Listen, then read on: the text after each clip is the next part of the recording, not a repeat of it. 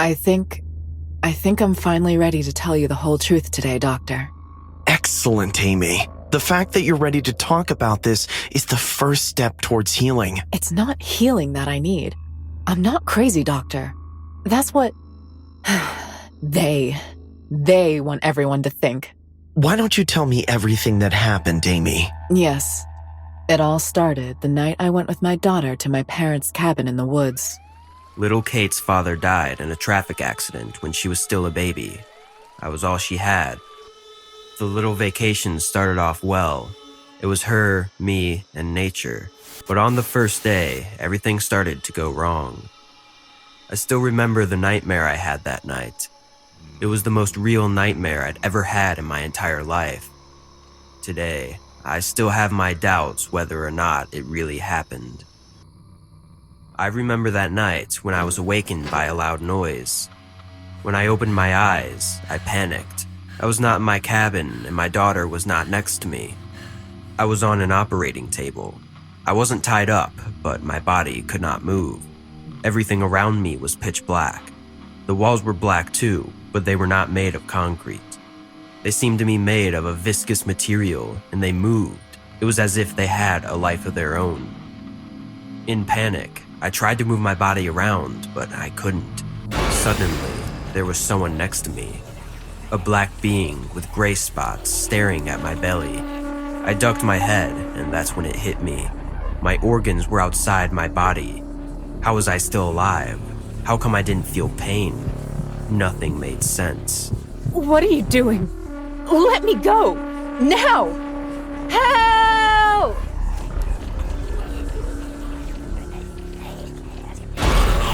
Ah! It felt so real. Mom, are you okay? Kate, I'm fine. Mom, you screamed so loud. You scared me. I'm sorry, Kate. Mommy's gonna have some tea. You go back to sleep. No, I want a chocolate milk. All right. Let's go to the kitchen. When we got to the kitchen, I saw the table and got confused. There was a strange blue object that I had never seen before. It looked metallic, but at the same time, it didn't look solid. Kate, did you bring that here? I took it out this afternoon when you were unpacking. It was next to the flying saucer. What? Yeah, it was in the forest. It looked invisible, but I saw it start to fly.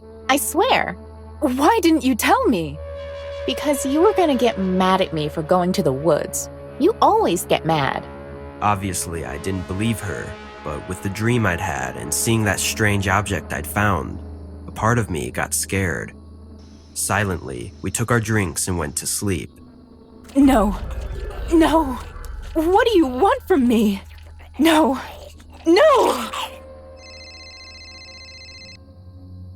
Hi, Amy. How are you doing? Oh, hi, Mark. Seriously, you have to stop referencing that movie. I miss when you used to call me Dad. Aw, age is taking its toll on you. Just kidding. We're having a good time. We needed a few days in the middle of nowhere to relax a bit. Well, I'm glad to hear it, honey. I just wanted to check in. I'm not going to take up any more of your time. You know you don't, but I have to go cook anyway. Say hi to Mom. I didn't want to scare my parents, but I wasn't well. I woke up with more doubt and fear than peace of mind. What was that thing my Kate found in the woods? How come I had such a dream, so real, that I still had the feeling that this black being would appear in front of me? In the story Kate told me yesterday, I didn't believe her, but I decided to investigate the forest just in case. Maybe there was a hidden person or some teenagers camping. I grabbed some pepper spray and went to the location my daughter told me about, but there was nothing. Just an empty forest, no sign that anyone had been there. I was about to go back to the cabin, but something caught my attention. Up ahead, behind a tree, there was some kind of distortion. At first, I walked to see if my eyesight was failing me, but every step I took, I convinced myself that something was wrong. That distortion in the air had a human shape. It was like someone, or something, was camouflaging itself with the rest of the forest. I took out the pepper spray and approached very slowly. With each step I took, I felt that what I saw became more and more real. With each step I took, the silhouette hid more and more behind the tree until it disappeared. I arrived at the tree, and after looking behind it, I was shocked. There was nothing.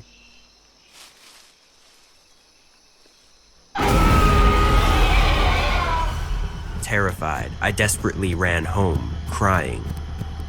Whatever I saw didn't try to chase me. I didn't feel it had any intention of attacking me. I was the one who disturbed it. Did this have anything to do with the dream I had? The only thing I could recognize about him were his eyes. Undoubtedly, they were the same as those of the being I had dreamt about. Interrupting my thoughts, someone knocked violently on the door. Mom, the door. I know, honey. Mommy has ears too. Who could be knocking on my door in the cabin, far away from civilization? With the pepper spray ready, I looked through the crack and behind the door. There were two men in black suits standing there, staring at me. As if knowing I was looking at them, one of them spoke to me. FBI, ma'am, open the door. What was the FBI doing here? Was it because of what I found? These men looked strange, but they were definitely human. Maybe they were here to warn me about something. Worried, I opened the door, and without permission, they just walked in and started searching the house. Excuse me, is something wrong? Have a seat, madam. Answer me honestly. This is very important, and your life is at risk if you don't tell me what I want to hear. Do you understand? Yes. His voice was inflexible. I couldn't understand if I was in danger or if he was the one who was threatening me. How long have you been here? We arrived yesterday afternoon with my daughter. Have you seen anything strange since you got here? No, we're just on vacation. I decided to lie. I was more afraid of these men than whatever I saw in the woods. Are there any criminals hanging around the area? Mommy, I think he means that thing I saw last night. What are you talking about? Oh, nothing. It's just kid stuff. She thinks she saw something in the woods. It was probably a wild animal. No, Mom. I really saw an alien and a huge ship. Kate, don't scare the men with your stories. She always says this. If it were for my daughter, you would have already discovered UFOs, Bigfoot, and a few demons. The two men looked at each other and stood up, heading for the door. As they were leaving, one of them turned around. Ma'am, we have to go get something and we'll be back. Don't leave or talk about this to anyone. Do you hear? Yes. Did something happen? I don't want my daughter to get in trouble. Everything she said was the work of her imagination, I swear. Without paying any attention to me, they just left. As soon as they walked through the door, I closed it, terrified. I put up all the bars and fell to the floor, crying. I was so scared. The threats from these men seemed so real. But if I stayed and waited for them, who knows what could happen? Desperate, I called 911 and told them everything that happened. What my daughter saw, the men in black, what happened to me in the woods. I was desperate to talk to someone. I thought the operator was going to get mad at me, but instead, they told me they would send a patrol car to the area. I admit, I found this very strange, but at the same time, it calmed me down. I waited patiently for the police to arrive. When they get here, maybe they could take me to the nearest town. I was afraid to get into my own vehicle. I didn't know if these men were really FBI, but I knew that if they weren't, they would at least respect the cop's badge. I grabbed all of mine and Kate's stuff, and then waited, and waited, and waited, but no one came. Hours passed and still no sign of the police, so I decided to call 911 again. 911, how can I help you? How are you doing? I spoke to you earlier. You can see my number, right? You told me you'd send a police car. Yes, the police officers are on their way. Please wait with Kate. They'll be there any minute now. Thank you very much. I'm so scared. I just want this to be over. I don't know who those men were. Relax, Amy. Help is on the way. Ma'am, are you there? How did you know my daughter's name is Kate? I beg your pardon? How did you know my daughter's name is Kate? I never told you her name, I just said my daughter. Ma'am, I have a record of all your data here. Don't worry about that. You just assume that because this is my father's house? Without even asking? Answer me! Amy, just stay and wait. Don't compromise me too. Listen to those men. Believe me, you don't want to piss them off. Who the heck are you? I'm a simple 911 operator. I'm not with them, but I'm smart enough to play by their rules. They're listening to us now. I recommend you to cooperate and stop calling us. We have family too. Don't put us at risk.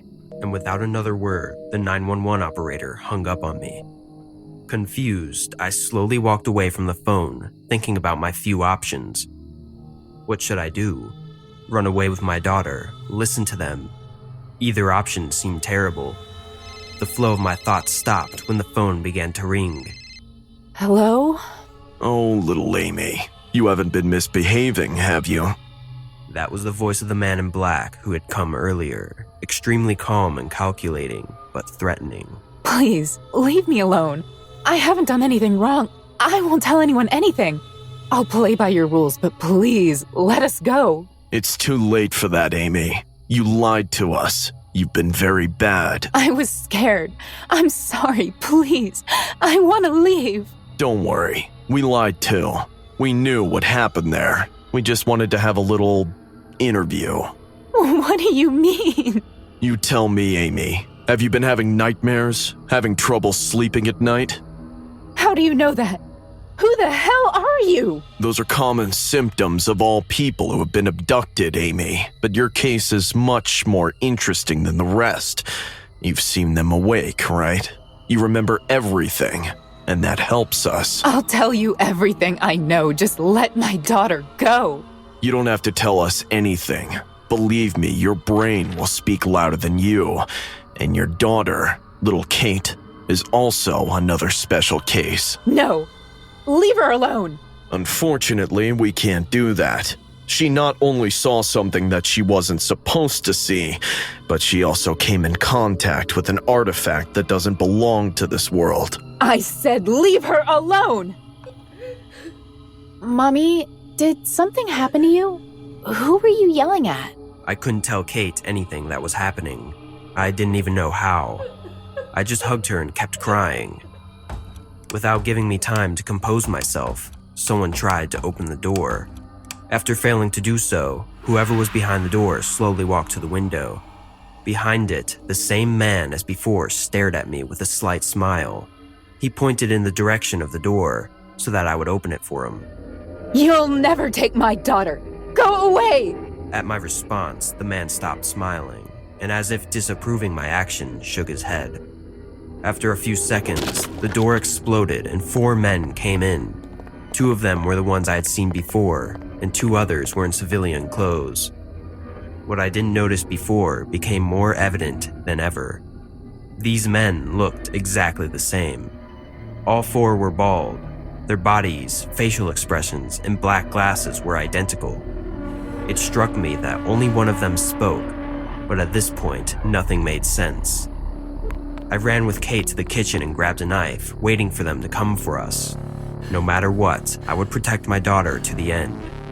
What are you going to do to us? We'll do whatever it takes to keep you and your daughter safe. What do I have to be safe from? From yourself.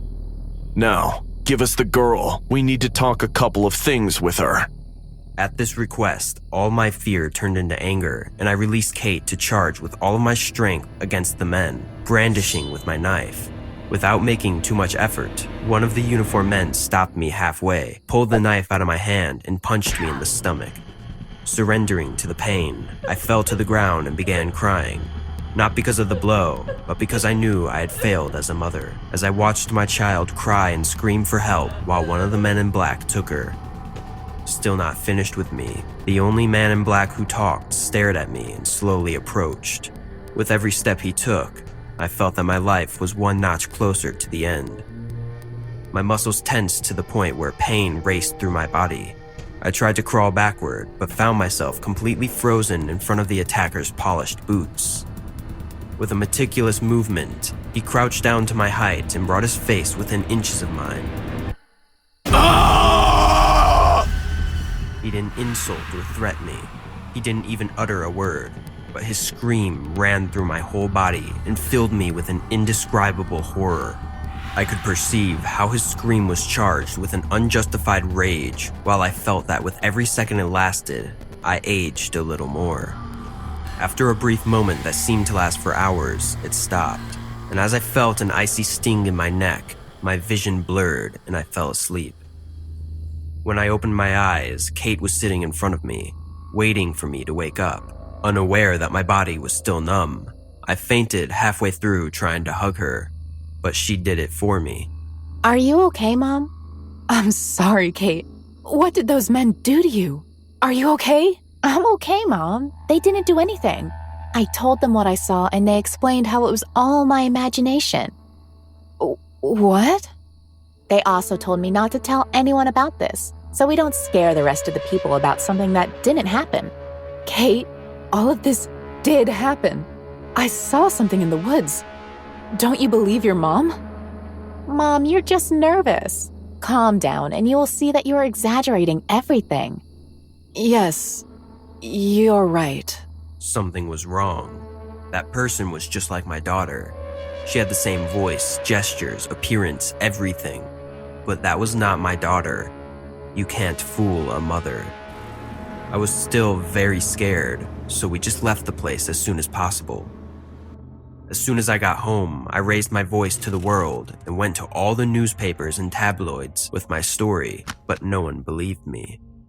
I thought of using the spherical tool as proof, but to no one's surprise, it disappeared after the men in black entered my house.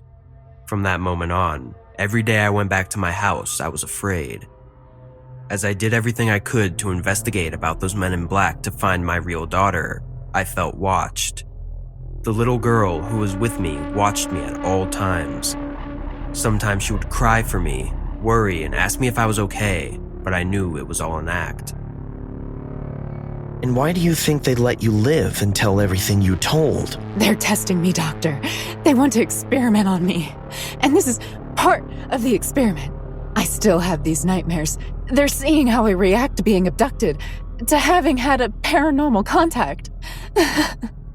You think I'm crazy, don't you? No, there's no such diagnosis as crazy, Amy, but we have a long way to go.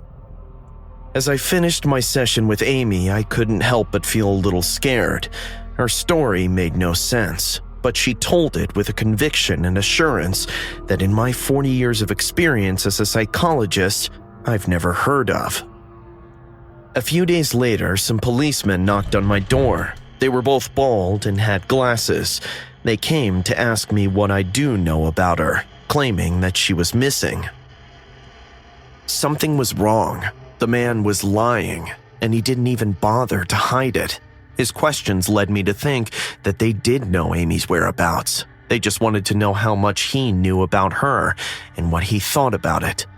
That they came dressed just as Amy discovered them may have been a trap to make me nervous, but of course I didn't fall for it.